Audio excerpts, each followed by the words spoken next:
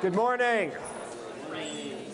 So today I'd like to finish our discussion of the reaction of aldehydes and ketones with various nucleophiles, and this is basically the content of chapter 21. So we had started by talking about basic nucleophiles and reviewing how basic nucleophiles, including very basic nucleophiles like alkyl nucleophiles and hydride, reacted with aldehydes and ketones. Then we went on to other sorts of what I'd say were moderately basic nucleophiles, things like amines, where the pK of the conjugate acid was on the order of 10 or 11. And now I'd like to conclude by talking about weakly basic nucleophiles, things that are basic formally like alcohols and water, but where the pKa of the conjugate acid is so strong that it's very acidic, and then conversely your nucleophiles are very weakly basic. So just to give you an idea of the theme that I'm talking about, if you have some generic aldehyde or ketone like so, and maybe I'll draw in my lone pairs just to complete our structure. You can think of this aldehyde or ketone as kind of moderately electrophilic.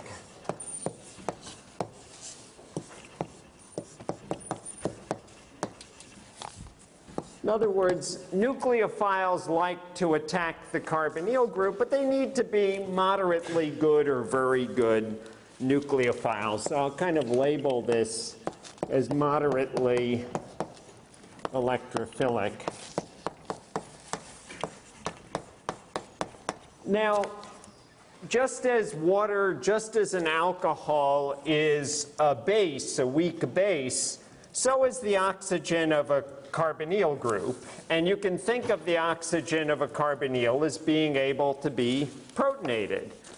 And if you protonate the oxygen of this ketone or aldehyde, then the situation changes. Because at this point you have a full positive charge in the molecule. In other words, when we were thinking about aldehydes and ketones, we thought about it and recognize that oxygen's more electronegative than carbon, and so you could say, well, there's a very minor resonance structure with a full negative charge on oxygen and a full positive charge on carbon, but it's only a minor contributor. As we go to a protonated carbonyl, now we come up with a different situation, because now you've got a full positive charge. The carbon atom becomes very electrophilic.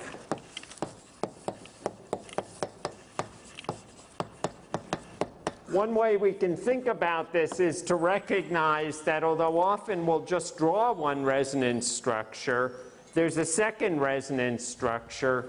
And in this case, our second resonance structure now doesn't have any negative charge in it, unlike we had when we had to separate charges on the ketone, so it's even more of a contributor. And now you have the positive charge on carbon. It's still a minor resonance structure, but it's a bigger minor resonance structure, a greater contributor to the reactivity. So while we will maybe just draw one picture very often, in the back of our head we'll be keeping in mind that there is this component of reactivity embodied in this second resonance structure that makes this extra electrophilic. And often we will refer to this species, I don't think your textbook uses this name, but sometimes I will refer to it as an oxocarbenium ion. Carbenium ion is a fancy name or a more proper name for carbocation, which you learned about in previous quarters. And oxocarbenium ion just tells us there's an oxygen substituent on there. Because the oxygen can donate in, you really don't have very much of the carbocation character. If I had to put numbers on it, I'd say it's sort of 80-20 in terms of the components, but nevertheless, you can think of there being a little bit of this resonance structure in with the other. And so collectively, those two structures will make up a picture of the molecule. All right. This structure here, this oxocarbenium ion, really helps embody a lot of the reactivity that we're going to see today. And in fact, we're going to see reaction upon reaction in which this theme is continuously the same.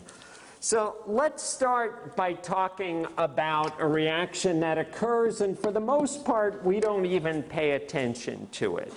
If you have an aldehyde or a ketone, again, I'm just going to write this sort of generically as RCOR, and you have water present, let's say you dissolve it in water, dissolving acetone or dissolving acetaldehyde in water, you have an equilibrium that in many ways you don't see. In many ways it's invisible, because if you distill your product out, you never end up seeing this. You just get back your acetone or your acetaldehyde. But you have an equilibrium with this species here, where now instead of having a carbonyl group, you have two hydroxy groups. Water has added to the carbonyl group. This species is called a hydrate. Kind of an obvious thing to call something to which you've added water. Sometimes you'll hear it referred to as a geminal diol.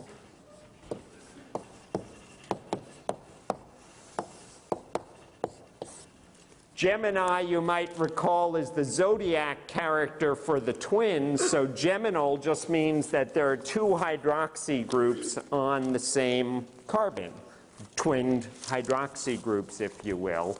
And I'll just emphasize that this is not a stable molecule. With certain exceptions, in other words, it's not something that you can put into a bottle in pure form.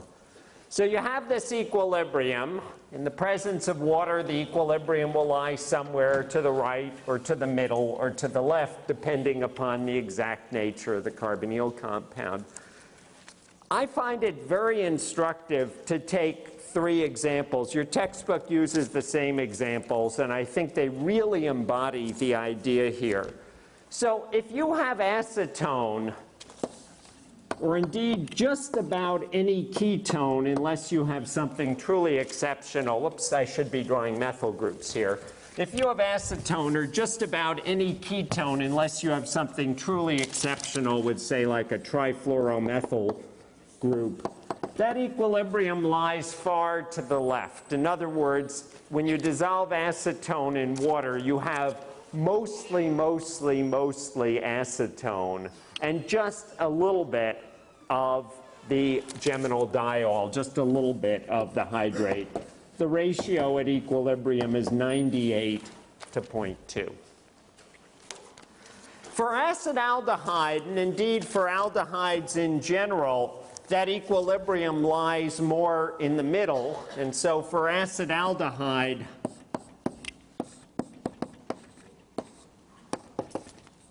the equilibrium lies at 42 to 58. In other words, almost 1 to 1. Now, I look at these two numbers, and I find this really instructive to keep in my head. Not the details of the numbers, but this gist, that the acetone, that equilibrium's way to the left, acetaldehyde is way in the middle. And in a way, what that's telling me, the way it's influencing my thinking, is saying, whoa, that means that the carbonyl in acetaldehyde is like 1,000 times, like 10 to the third, more electrophilic than the carbonyl in acetone. The carbonyl in acetaldehyde is much less happy being a carbonyl. It's much more willing to accept water as a nucleophile.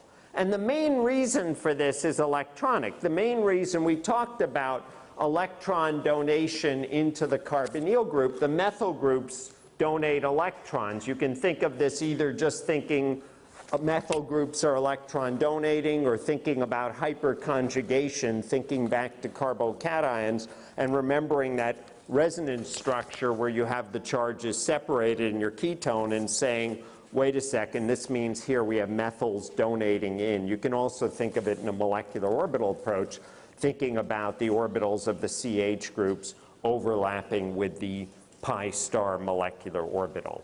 Anyway, it's about 1,000-fold difference. If we take away this remaining methyl group, and there's only one aldehyde in this category, the aldehyde is formaldehyde.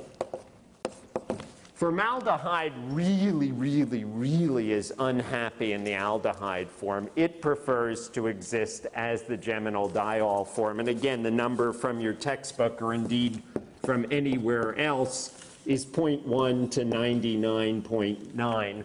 In other words, now we've gone another 3 orders of magnitude in the direction of favoring the hydrate.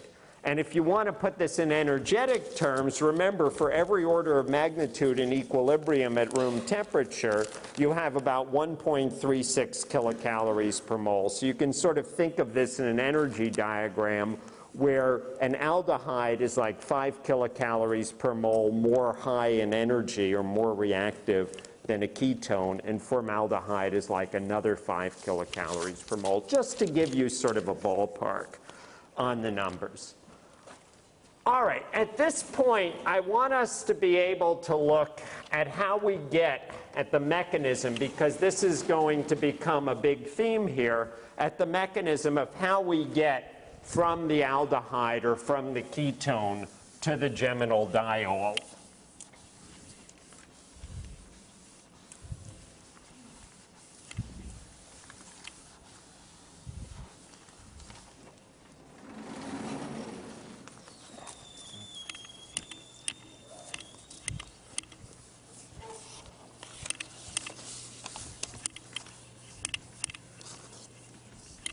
So what we're going to do, and this is going to be an archetype for all the other mechanisms we see today, what I'm going to do is write out the acid-catalyzed mechanism of addition of water.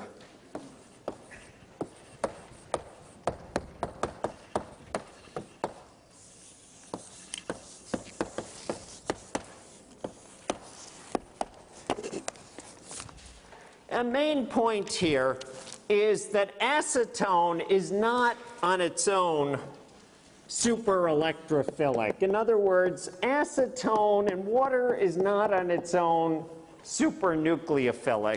So what really speeds up this reaction, what really makes it go, is some acid. You can add some acid to the water. If you do this in neutral water, of course, you should remember that even neutral water has a little bit of acid present, because neutral water has 10 to the negative 7th molar hydronium ion.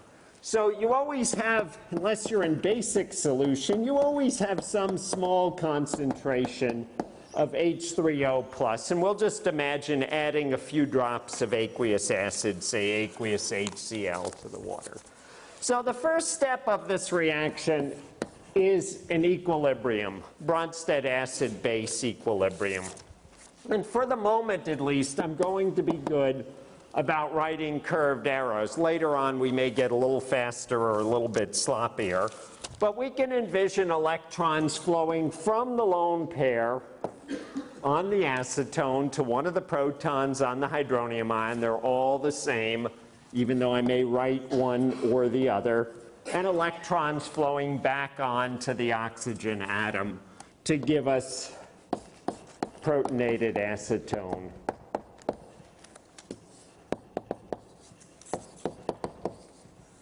Plus H2O.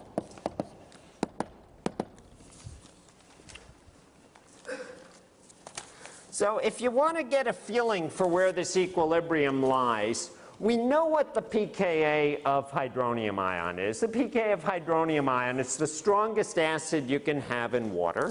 pKa of hydronium ion is negative 1.7.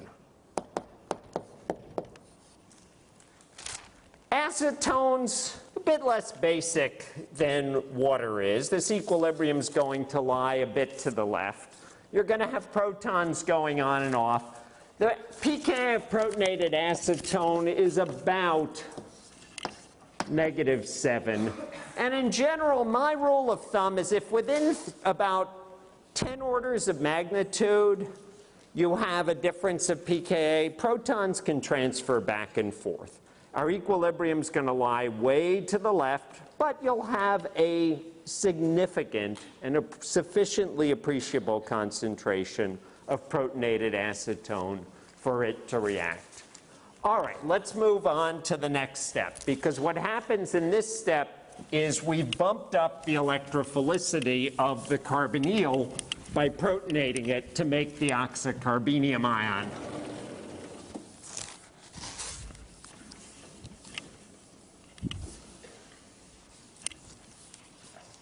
Now, at this point, water is a good enough nucleophile to attack. So here's our protonated acetone. Here's our water.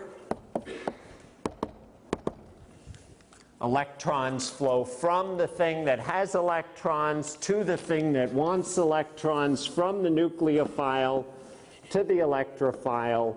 They flow onto oxygen. Again, we have an equilibrium.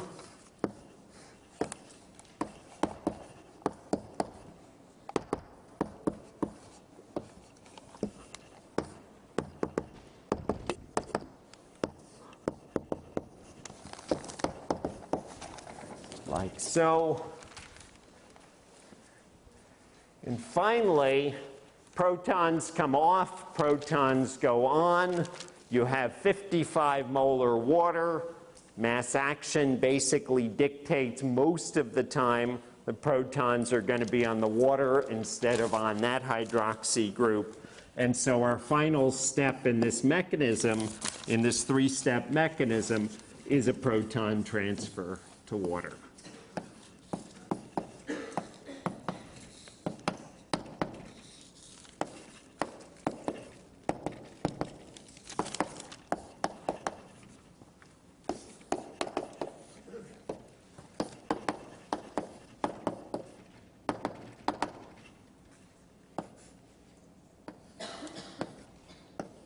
And again, it doesn't matter which proton I write or which lone pair I use over here.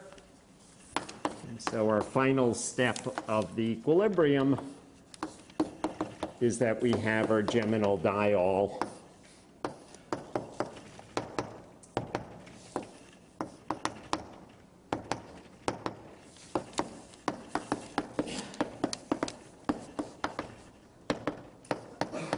And our hydronium ion. And if you look collectively at these three steps, you really see the embodiment of catalysis. In other words, the catalyst is taking intimate part in the reaction. In the first step of the reaction, the hydronium ion that's catalyzing this reaction is being consumed. And we know a catalyst isn't consumed or destroyed in a reaction, which means in the last step of the reaction, it doesn't have to be the last step, but in this case it is the last step. In the last step, we're getting it back. In other words, the entire balanced equation has been embodied in the addition of one molecule of water to the acetone. But that reaction has gone easier in the presence of a catalyst. I could also write a mechanism for this reaction that was base catalyzed, and your textbook does it. Hydroxide is a good enough nucleophile to add to the carbonyl. You would envision hydroxide adding to the carbonyl to give an oxyanion, the oxyanion picking up a proton from water to give you back hydroxide. Now, technically, I could write an uncatalyzed mechanism. In the case of acetone, that mechanism probably doesn't occur to a heck of a lot. In the case of formaldehyde, which is, remember, about 10 kilocalories per mole, about, let's say, about 6 orders of magnitude more electrophilic. Formaldehyde, maybe you can have an uncatalyzed mechanism where water attacks the formaldehyde, but we're going to skip over that because basically that sort of is the exception, and we really set up the theme for the class.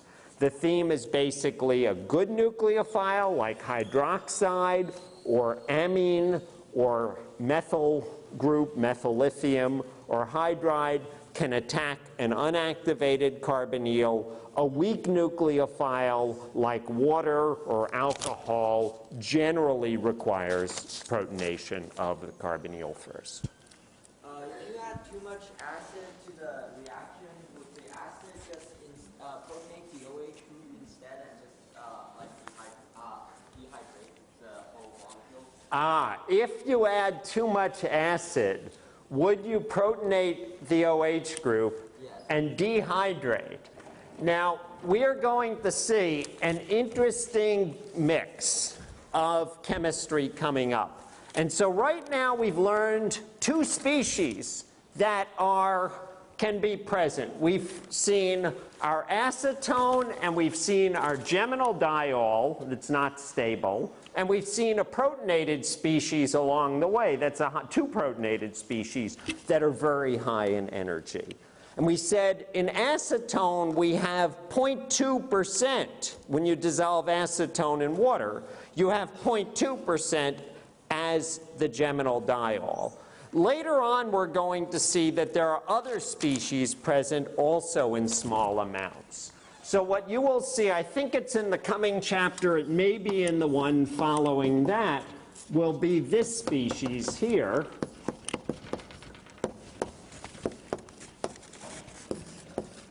The acetone enol. That will enter into our consideration. This too is unstable and higher in energy like the geminal diol. Now, the practical implications of this. This is the stuff, including a little bit of acetone enol. This is the stuff that's going to be present in a water solution of acetone, or even with a little bit of acid. And it won't take a lot of acid. You actually, even just with the 10 to the negative 7 molar H3O plus in water, are going to have all 3 of these present in equilibrium. Later on, we're going to start to learn about new reactions like the aldol reaction. And you're going to see that if you really cook the acetone, or indeed if you cook other sorts of ketones and aldehydes together, that they will start to react in carbon-carbon bond-forming reactions that can be promoted either by base or by acid, called the aldol reaction. It'll be one of the biggies that we're learning about soon, and that will go either through the enol or, in the case of base catalysis, the conjugate base, the enolate. In practice, if you take acetone and expose it to certain types of acid long enough, you will find species where 2 molecules of acetone have come together to form the aldol product, or even under special conditions 3 molecules to form a benzene product, 1,3,5-trimethylbenzene, called mesitylene. And you can catch your TAs in their office hours to discuss how 3 molecules of acetone can come to mesitylene. All right. Well, there's something else that's very, very cool about this reaction. And we know it's an equilibrium. So we know that there's a reverse reaction. Equilibria have forward or reverse reactions. And I want to give you a big, big overarching principle here. And I'll give it a fancy name in a second.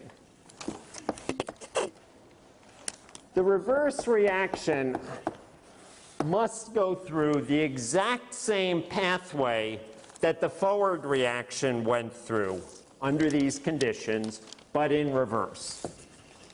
In other words, in acid, the reverse reaction, which we're about to see in a second, must go through the same mechanism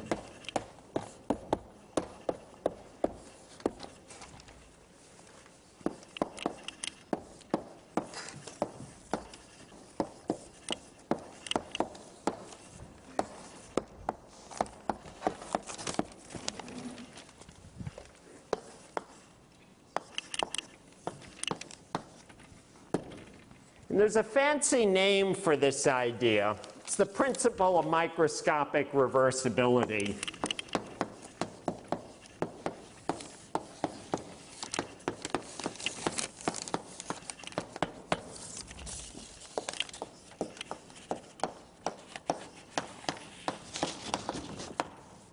But like so many things that have fancy names, they really come down to very, very simple ideas. So if we look at the reaction, I'll take the reaction we had here, but indeed this is universal, so we can take any reaction. Imagine a reaction energy diagram. You've seen these in earlier chapters of your textbook. In other words, something where we have energy on the y-axis, and we have some type of reaction coordinate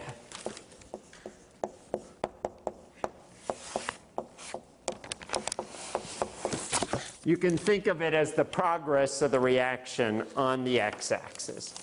And imagine a scenario in which we go from reactants to intermediate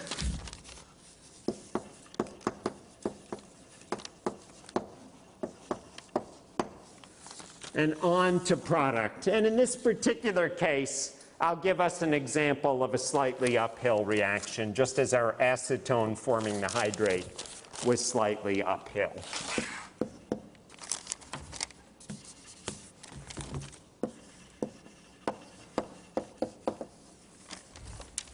Now, when we make a diagram for a reaction like this, what we're really doing is diagramming out the lowest energy pathway for the reaction. In other words, there may be other pathways for this reaction. There may be a pathway that's way, way, way up here, but it's going to be higher in energy. And the basic premise for a reaction is that as we proceed from reactants to intermediates to products, over our first transition state, over our second transition state, if we have multiple transition states, we go on over a series of energy barriers, and we're going to take the lowest energy path. Well, if this is the lowest energy path in the forward direction, then it's also going to be the lowest energy path in the reverse direction. If there were a hidden lower energy path, they would have gone through that pathway because it would have taken less activation energy to go over those barriers. Your molecules would have gone over that pathway in the forward reaction. And this principle, this idea of microscopic reversibility, then tells us exactly what must be happening in the reverse reaction for even a reaction you haven't seen before. Now, we're going to start with something pretty simple, and it should be easy to intuit your way through this reaction even without any highfalutin fancy principles of microscopic reversibility. Because all of this chemistry is just about protons going on, protons coming off, and the formation of oxocarbenium ions. So let's imagine the reverse reaction at this point. And here's our geminal diol. And we're going to get ourselves back to acetone. And the idea has to be the same as the forward reaction. In other words, the last step of the formation of the geminal diol involved a loss of a proton from the geminal diol. So the first step of the reverse reaction has to be putting a proton onto the geminal diol. So here's our H3O+. And again, it's going to be acid catalyzed. So we put a proton onto the geminal diol. Electrons flow from the lone pair to the proton, from the hydrogen, the bond to the hydrogen, back onto the oxygen.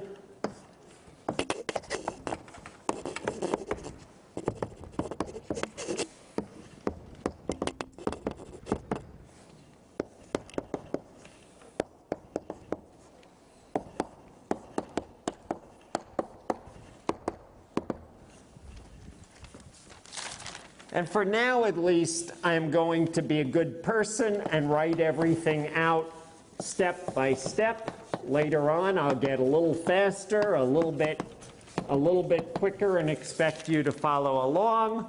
But in our next step of the mechanism, now you can just envision the water getting pushed out by a lone pair of electrons. And so we push in, push out, and we get protonated acetone. It doesn't particularly matter whether I have the proton pointing off to the left or to the right.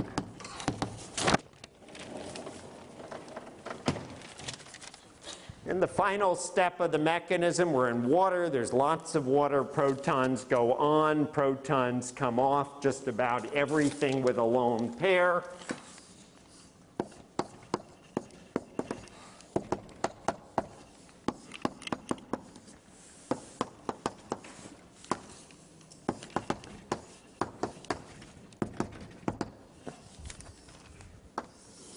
I'll take the long way around here. Pull off my proton.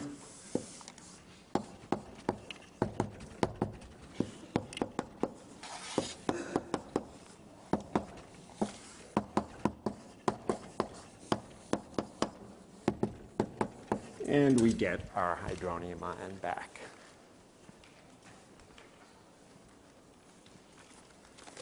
And so the mechanism of the reverse reaction looks identical to the mechanism of the forward reaction, but in reverse. Some students might wonder, why don't we just draw water leaving here and we could draw a carbocation? And the answer is, there's no difference. I've written one resonance form. I've written the more important resonance form. If you were to write it one way in the forward reaction, I'd probably write it the same way in the reverse reaction. But in the back of our head, just as I said at the start of the lecture, in the back of our head is the idea that embodied in this structure are two different structures, two different species, two different resonance forms, I should say, two different pictures of the same thing. Thoughts or questions at this point?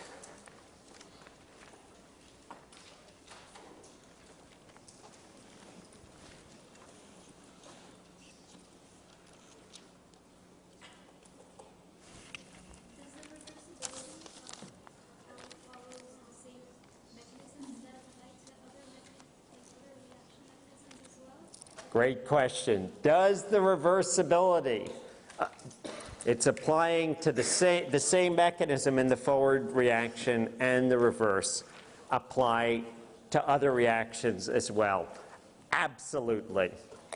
And so we saw cyanohydrin formation on Tuesday a week ago, and we didn't talk about cyanohydrin decomposition, but the base catalyzed decomposition of cyanohydrins back to aldehydes and cyanide goes by the exact same mechanism in reverse.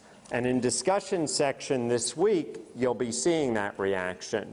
We're also going to be seeing some examples in the homework of acetal decomposition and other sorts of reactions, and yep, that idea applies. And it doesn't apply just because I said it. It applies from this fundamental principle that if the lowest energy path in one direction is indeed the lowest energy, if a path in one direction is indeed the lowest energy path, that path is of course the same in the reverse direction. So yeah, it's universal.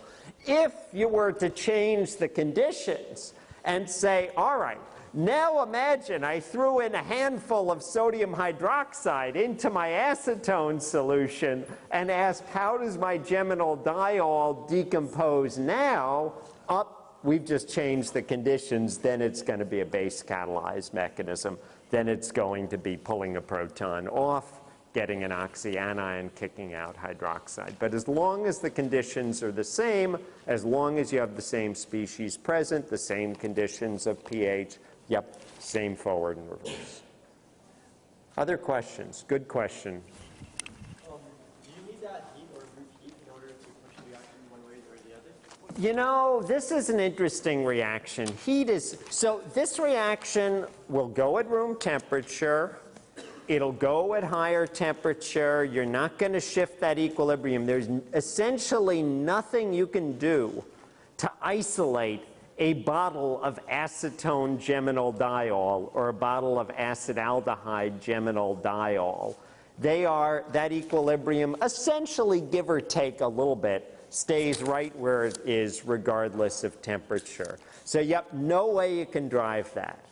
Now I'm going to now introduce us to something where instead of forming an unstable species, a species that you can't isolate or put in a bottle, we're going to see the formation of a stable species, an acetal. And so that's where we're going to go next.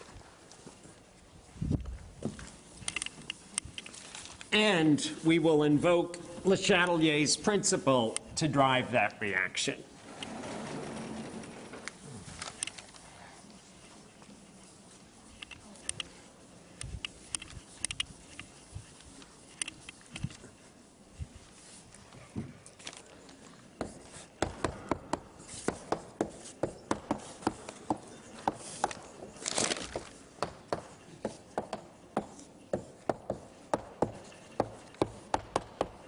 So alcohols in a way are the cousin of water. They're cousin in the sense that they are related. They both are hydroxylic compounds. They both have similar pKa's and pKa's of the conjugate acids. And they both can give up a proton. The big difference with water is it has a second proton to give up. Okay.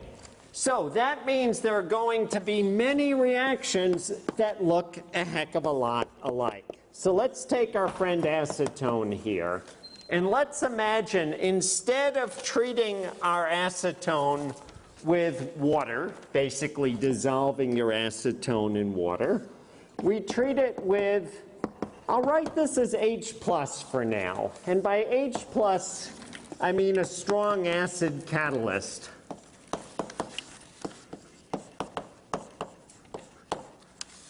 And some methanol.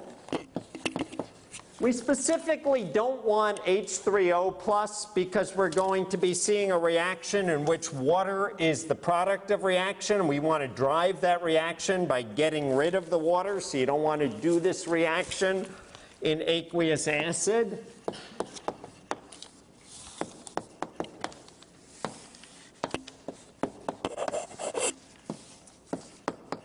And the product of the reaction is the and what's called an acetal.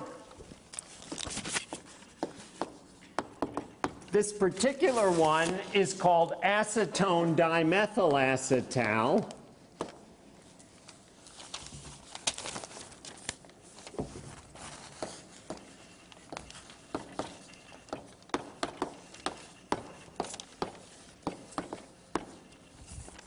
And the acetal, unlike the geminal diol, is stable.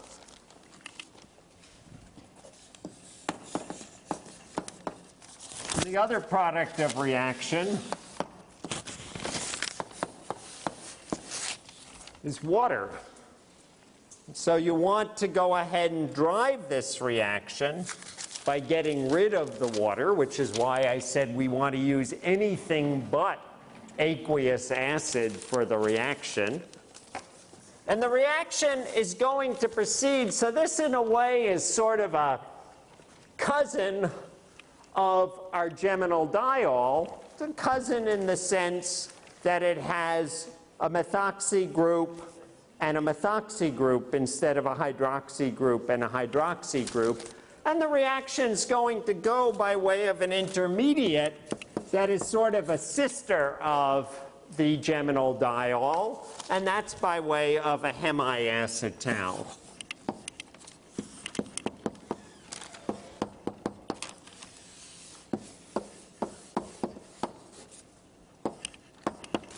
Hemi means half, and so a hemiacetal means a half acetal.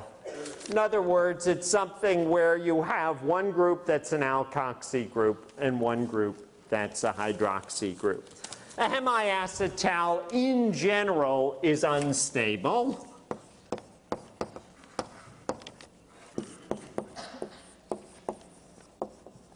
And I'm going to say right now that at the end of today's lecture, and perhaps even in your backpacks right now, we will see stable hemiacetals, so circumstances can make a special condition. And we're going to see how this reaction goes. Now, by the way, there's an older system of nomenclature you may see, and it may have even popped up in the sapling course. Sometimes you will see the term ketal used. It's fallen out of usage, but you'll sometimes see the term ketal used. Ketal is an acetal of a ketone.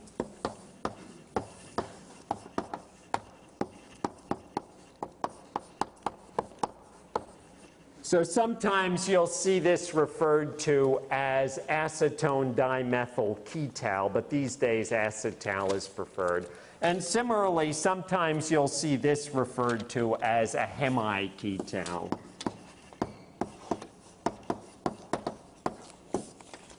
I'm going to put both of these terms in parentheses so we don't worry about them, but if you hear them either cross my lips in the course of our discussions or you see them in anywhere you read, that's what you're going to see.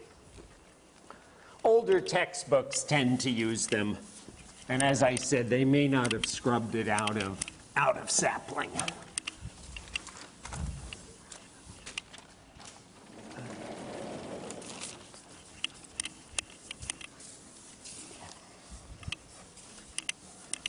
All right. So before we move on to the mechanism, let's take a moment to talk about the acid.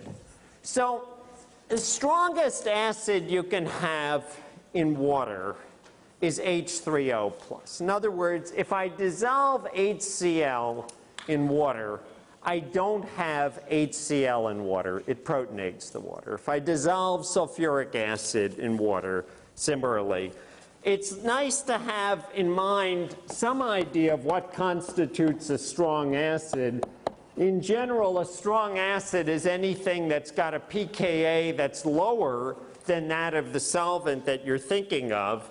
So HCl, pKa of -7, H2SO4, sulfuric acid, pKa of, I'll just write -3 underneath. One popular one that's used, so HCl dissolves in methanol just great.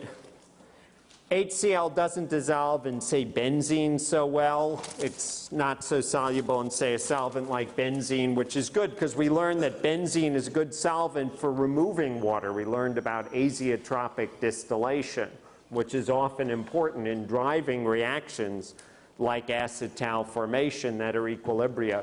So another popular acid that organic chemists like to use is paratoluene sulfonic acid. Paratoluene sulfonic acid looks a lot like sulfuric acid, right? Sulfuric acid is H2SO4, HOSOOH, and paratoluene sulfonic acid just has a benzene. The benzene is actually electron withdrawing, so the pK of tosic acid is about, I'll just write this here, PTSOH is how you usually see it abbreviated, which is a fancy name for paratoluene sulfonic acid. Anyway, pK of -7, again, a very strong acid. So if we imagine for a moment say, taking methanol and dissolving an acid like HCl or H2SO4 or tosic acid in it, you have an equilibrium, but that equilibrium is going to lie way to the right. You're going to protonate your methanol. Protonated methanol is the strongest species that can exist in methanol, the strongest acidic species that can exist in methanol, and of course you'll have chloride. This equilibrium lies to the right. You can think of methanol as being very much like water. In other words, the pK of protonated methanol is just about the same as the pK of the hydronium ion. It's just a hair lower. It's -2 if you want to be exact. In general, you can think of an alcohol or an ether having a pK of the conjugate acid of about -2 or -3. The alkyl group's a little bit electron donating. So when we imagine acetal formation, and when I imagine this reaction here, it would be an acid like HCl or like H2SO4 dissolved in methanol, but I'd think of my acid and the mechanism, probably think of it as protonated methanol, because that's going to be the strongest species that can occur there.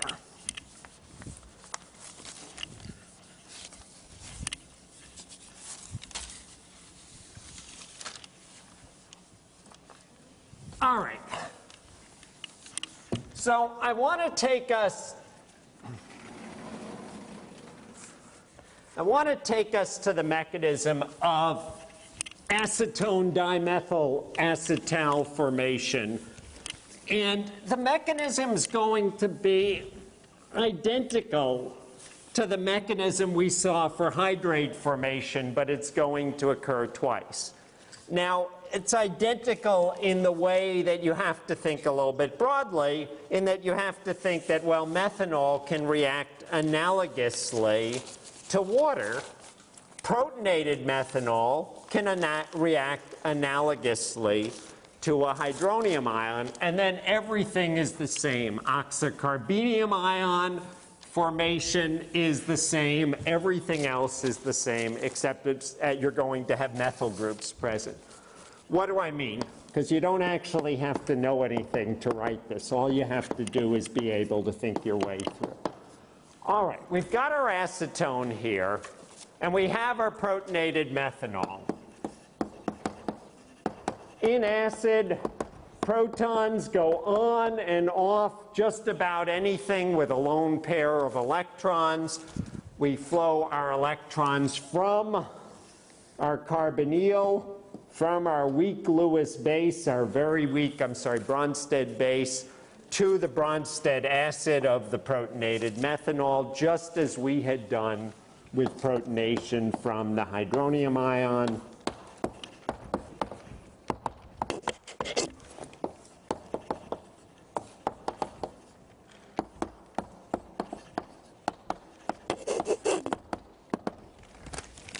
Now, you end up with the self-same oxocarbenium ion. We've seen before the self-same protonated acetone.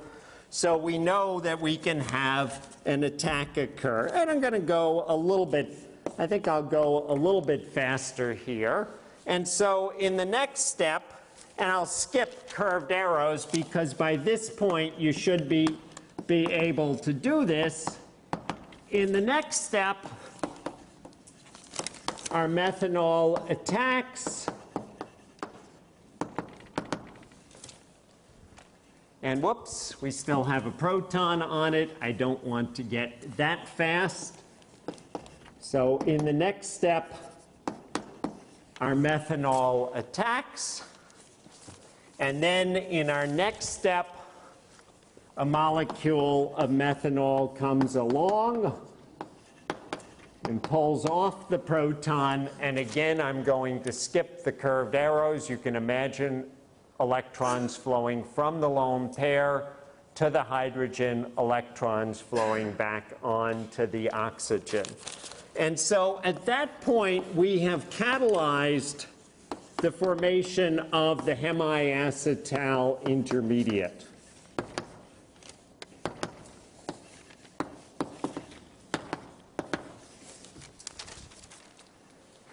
And so far, and I'll go ahead and write this out here in our abbreviated mechanism.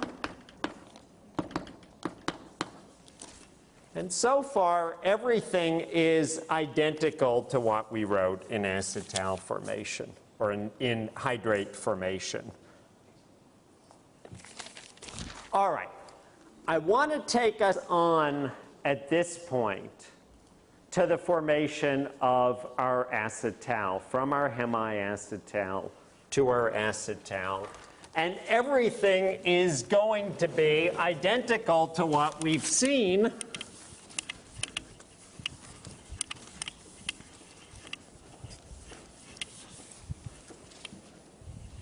in acid. Protons go on, protons come off, everything with a lone pair of electrons.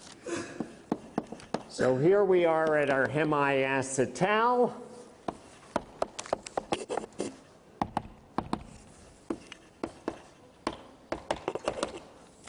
Here's our protonated methanol. And I'll go through a little bit more slowly, a little bit more carefully now. We'll put a proton onto the hydroxy group.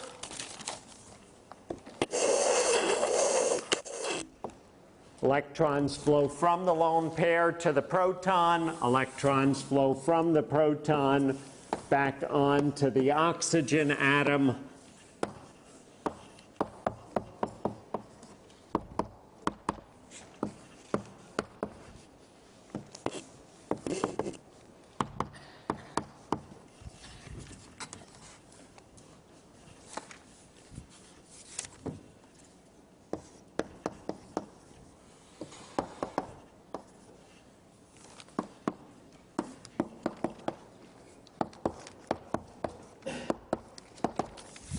Now, in the next step, we're going to kick out a water molecule to form another oxocarbenium ion.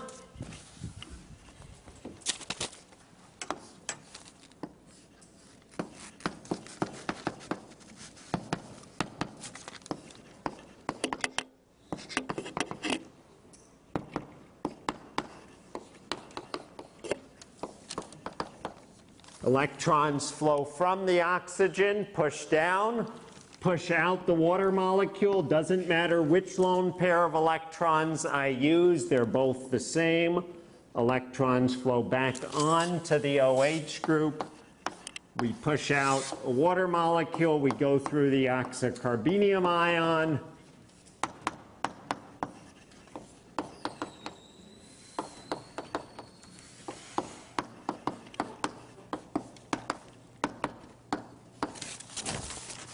There's our water byproduct of reaction.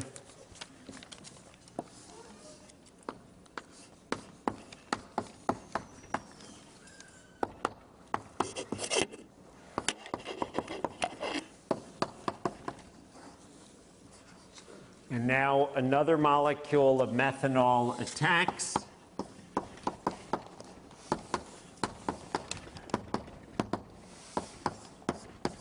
Again, electrons flow from the species with electrons to the species that wants electrons.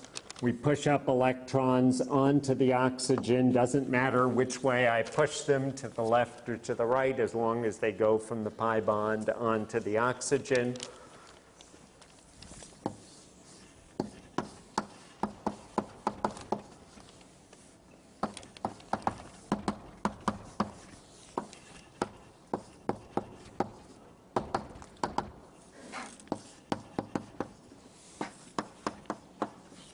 And in our final step, now we have lots and lots of methanol. Protons go on, protons come off, and we recover our protonated methanol catalyst.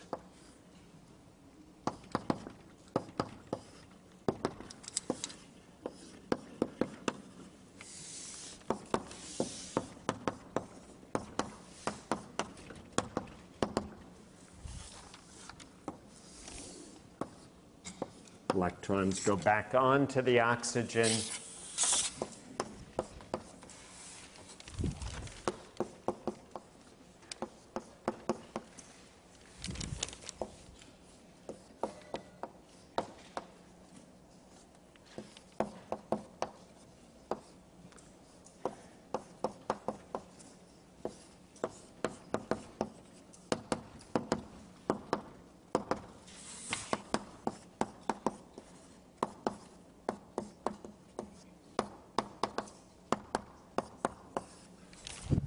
and we get our protonated methanol.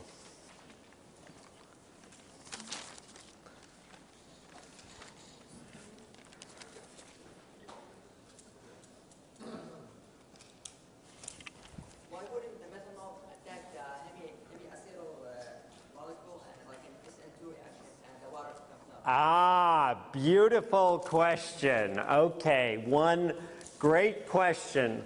Why doesn't methanol attack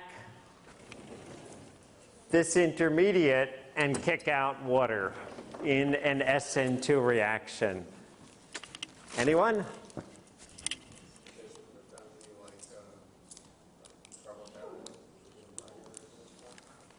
So, okay, so there are two sort of questions here. So you've just mentioned carbocation. I'm going to hold that for a second because I want to come back to that. Too weak of a nucleophile. Okay, we're getting on the right track. What do we know about SN2 reactions? It's a tertiary carbon, and in general, we don't have SN2 displacement at a tertiary carbon, and indeed only very few nucleophiles even do SN2 well at a secondary center. So yes, it's too weak to be at a secondary center. It's a tertiary center. We essentially never see SN2 at a tertiary. And you mentioned carbocation, and the reaction is indeed an SN1 reaction. Because if you think about it, remember, the leaving of water as a leaving group to form this species, this is just a carbocation. It's just the other resonance structure. They're one and the same. The oxocarbenium ion is both the carbocation-like resonance structure and this resonance structure.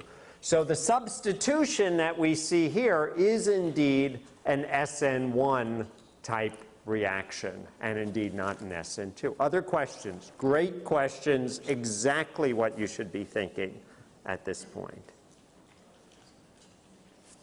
Is it possible for the acid to actually protonate the methoxy group instead of the like alcohol group and just remove it? Ah, another question. Exactly. Have I planted people in the audience to ask? These are the questions that all of you should be asking. I'm really happy to be hearing these because these are the questions I hear every time from beginning students on this. So they should be going through your mind, and I am very happy to have people brave enough to ask them. Your question is, why doesn't the protonate here? And indeed, it does. And that takes us on the path back. So as we go over a pathway from reactants to intermediates to products, in general, we go,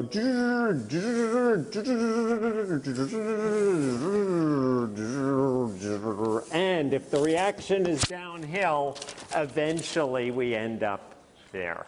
And so indeed, that occurs along the reverse pathway. And if you're trying to make an acetal and synthesize it, you drive that reaction as best as possible by kicking out the water. In some cases, it's just by use of a large excess of methanol, Le Chatelier's principle. In some cases, we really push it with Dean-Stark distillation to drive the water out. Doesn't work so well with methanol because of the boiling point of methanol. Works with other alcohols. In some cases, we add a compound that reacts with the water, for example, methyl propenyl ether or trimethyl orthoformate, to react irreversibly with the water and suck it up. And in some cases, one adds a drying agent, a dehydrating agent, like molecular sieves. All right. I want to take us on in a couple of directions before we finish up our discussion of acetals, hemiacetals, and hydrates. And one of the things I want to take us on is the reverse reaction. So as I said, all of these reactions are equilibria. All of these reactions can be driven by the use of excess methanol, and in turn, all of these reactions can be driven in the reverse reaction. So if we go ahead and carry out hydrolysis with lots and lots of water, we can break down our acetal.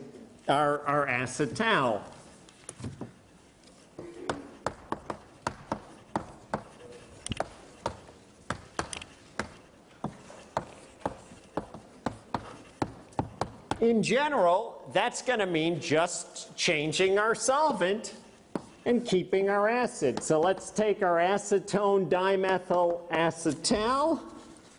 And I think at this point I'm going to avoid writing all right, I will write the methyl groups one last time here, but I expect you to be able to understand them. And so imagine a source of acid in water, aqueous HCl, aqueous sulfuric acid, and lots of water. Then our acetal breaks down, whoops, back to acetone. And if I feel in the mood to balance my equation, 2 molecules of methanol. Now, at this point, I expect you to be able to think your way through the mechanism. It's a good exercise. You should do it yourself.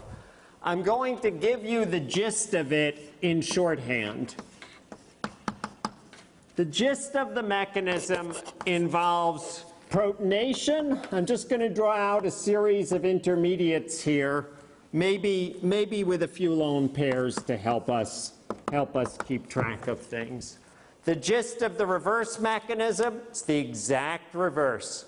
First step is the same as the last step. First step, protonate on oxygen. Next step, kick out methanol. Next intermediate is our oxocarbenium ion. Next step is attack of water.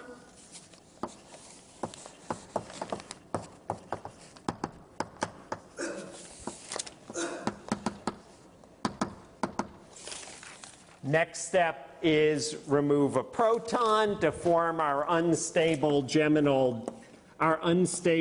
hemiacetal. Next step is reprotonate on the methanol.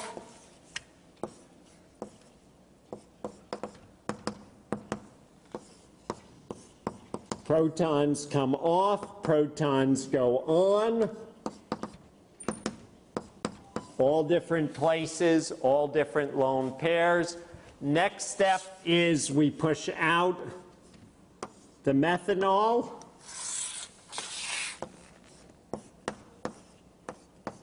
And the next step is our penultimate intermediate, our protonated acetone that loses a proton. And so there in a nutshell is the embodiment of the entire mechanism of acetal hydrolysis in reverse. And indeed, this is the only mechanism you're really going to see in all of this acid-catalyzed chemistry with slightly different wrinkles.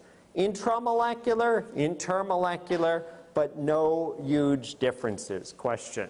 Should we get 2CH3OH2 as a result, or H3O as a Okay, good question. Should we get protonated methanol?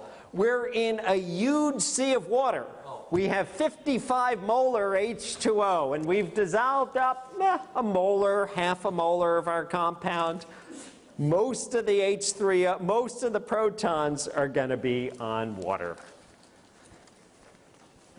All right, let's take a look at a few more common examples and a little bit of synthetic chemistry. And your textbook does a nice job with this. So I think I'll conclude by borrowing a few examples that your textbook invoked.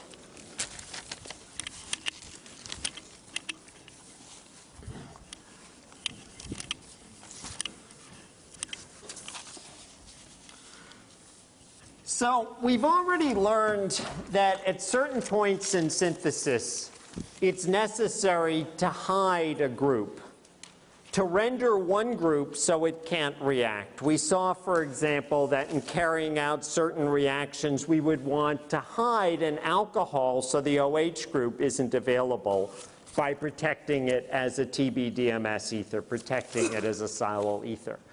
Acetals are often used to hide a ketone or aldehyde functionality. So for example, and this comes straight from your textbook because I think it's a good relevant example. For example, your textbook poses the question, how could we selectively take this ketoester and reduce it to a ketoalcohol? And obviously you see the conundrum. You look at this reaction and immediately you say, well, okay, I know there are plenty of reducing agents that I can use to blast down an ester. Basically, we've learned in the course, lithium aluminum hydride nukes any carbonyl down to an aldehyde, down to an alcohol. And yet we recognize the problem that if we treat this compound with a powerful reducing agent, like lithium aluminum hydride, we're also going to reduce the other carbonyl. We're also going to reduce the ketone group. And so the solution to this is to go ahead and to take this compound, this ketoester, and hide the ketone group. And you can do so selectively by making an acetal out of the ketone group. And so if you envision, often to make, particularly for acetals of ketones, particularly for the ones I referred to as ketals, because ketones are much less reactive than aldehydes, often you have to work really hard to make that reaction go. And one way to do that, to push the reaction, is to make it go intramolecularly, to have two alcohol groups in the same molecule. So ethylene glycol, 1,2-dihydroxyethane, and propylene glycol, 1,3 propane diol and 1,2-ethane diol, are often used as protecting groups for ketones. And so if one treats with catalytic tosic acid, which, as I said, is often used in organic solvents, often with Dean-Stark distillation to drive out water, often in benzene or toluene, if one treats the ketone and ethylene glycol with catalytic acid, you can selectively protect, you can hide the ketone as the acetal. And now you can envision a three-step process where your first step is to protect, your second step is to reduce, and lithium aluminum hydride, followed by workup with water, and I'll say or H3O plus, and I'm going to come back and comment. You know that I like to work up my lithium aluminum hydride reactions with acid, and usually that just means adding a little acid to the reaction. And if you just add a little bit of acid without really cooking things up, without heating it, in general, your ketal isn't going to break up. And generally, you end up to really break down your ketal, to break down your acetals. In general, you need water and acid and a little bit of heat. I'm not, at this point in your learning, going to get bent out of shape over these differences here. You should just realize if you go into the laboratory, if you pour a little bit of dilute acid in at this point, you're probably not going to hydrolyze your ketal. You can then, in your separatory funnel, isolate it, dry it over mag sulfate. If you then take it in water, boil it up with some aqueous HCl, higher temperatures, longer reaction time, and so forth, you will deprotect, you will remove the protecting group. And I'll put in parenthesis, of course, ethylene glycol, although again, your organic chemist is probably going to forget about that very quickly. So that's a nice example of where acetals are very useful in synthesis and where they can be used to achieve a goal selectively, which, as I said, is really one of the big things about organic chemistry. It's that I want to make this molecule, not that molecule. I don't want to make a mixture of molecules. I don't want to make a mixture of diastereomers. And in some cases, I don't want to make a mixture of enantiomers. I want a single enantiomer. And this is all what these tools are about.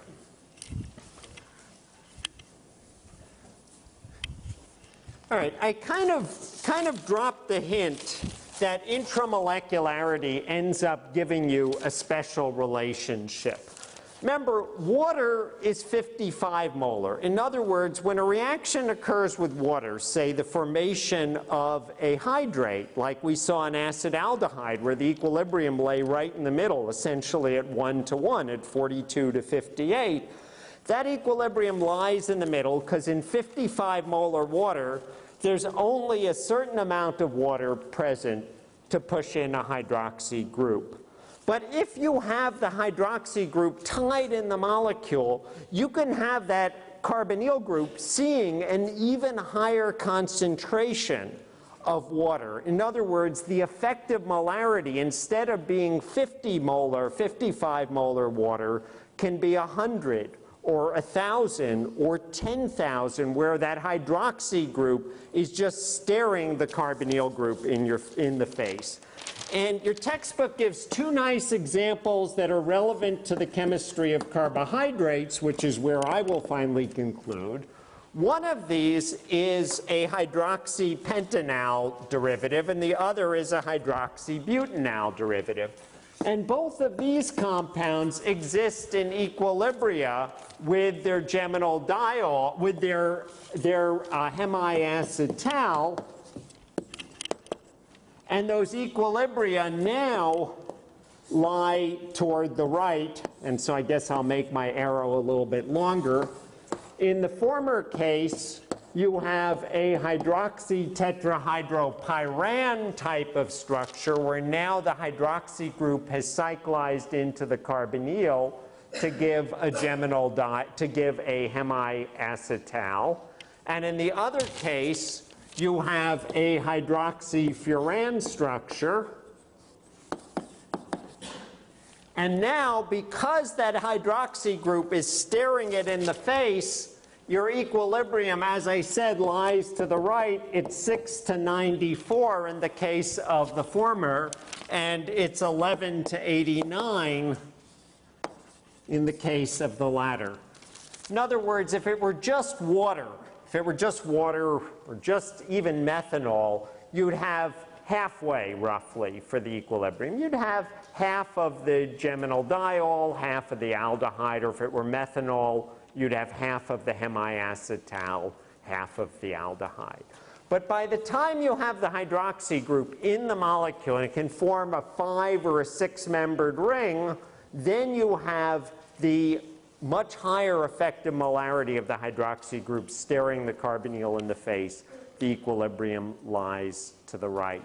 6-membered rings are good because they're unstrained. 5-membered rings are good because they're smaller, but you get a little bit of ring strain from eclipsing. Remember, the ring strain in cyclohexane is effectively 0. The ring strain in cyclopentane is about 6 kilocalories per mole. So higher effective molarity of hydroxy group in the second case in the hydroxybutanal, but some ring strain there. All right, now where this really ends up coming into play, and why I said you probably have this sitting in your backpack, and certainly you have this sitting in your bodies, is the sugar molecules. And if we look at a molecule like glucose, and I'm going to draw it one way, which I think is a little bit closer to what we're seeing here, and then I'll draw it another way.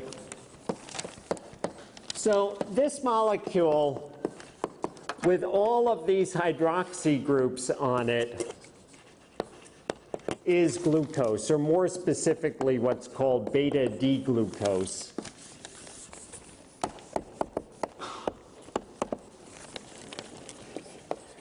Beta tells us about the stereochemistry at this position. The OH group is pointing out at us. D tells us about the stereochemistry up at that position.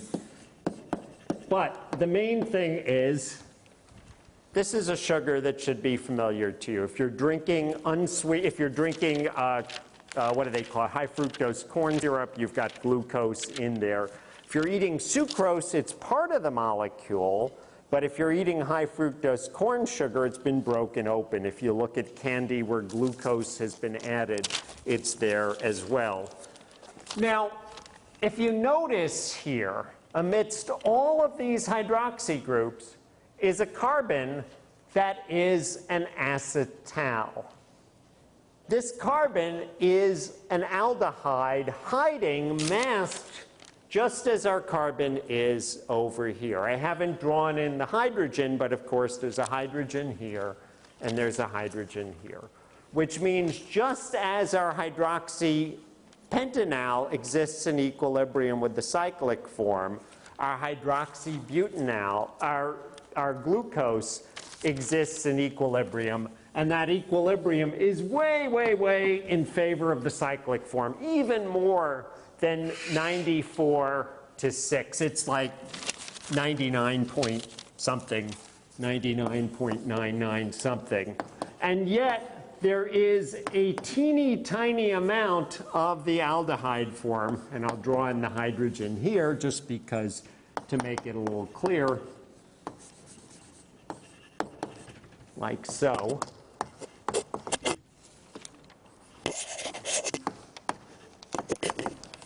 And I guess to keep it consistent, I will draw it in the CH2OH.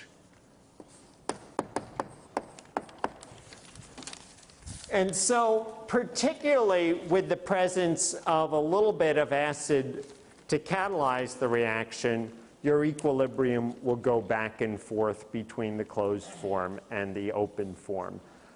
In this case, there are a couple of reasons why this equilibrium is further toward the cyclic form. One of them is conformational. The hydroxys just perfectly organize the molecule to form a nice, stable chair cyclohexane. You'll often see beta-D-glucose written in its chair conformation like so. And all of the hydroxy groups are equatorial on this ring. All of the hydroxy groups are equatorial. The other reason is electronic. Your hydroxy groups, particularly the alpha hydroxy group, is inductively electron withdrawing. It pulls electron density away from the carbonyl group. And so it makes the carbonyl of glucose even more electrophilic than other aldehyde carbonyls. It's even more prone to react. And I think this is where I'm going to wrap up our chemistry. And you'll get a very nice example of some sugar chemistry in the latter homework problems from Smith. And I urge you to take a look at them. It's a very nice exercise. All right, we will pick up with our next chapter on Thursday.